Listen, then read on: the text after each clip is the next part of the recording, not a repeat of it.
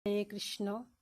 যিনি শিক্ষা দেন কিভাবে ভগবানকে ভালোবাসতে হয়, তাকে কিভাবে জানা যায়, তিনি হলেন সদ্গুরু।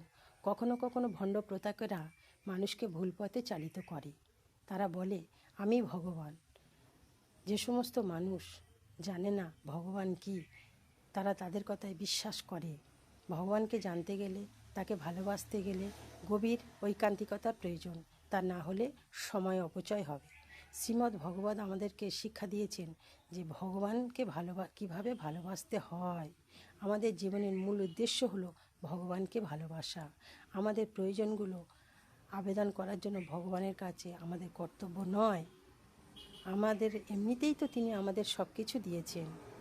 যারা কোনোদিন ধর্ম অনুশীলন করে না, যেমন কুকুর বেড়াল, এরা কোনোদিন ধর্ম অনুশীলন করে না, তিনি এদের অভাবগুলোও মেটাচ্ছেন।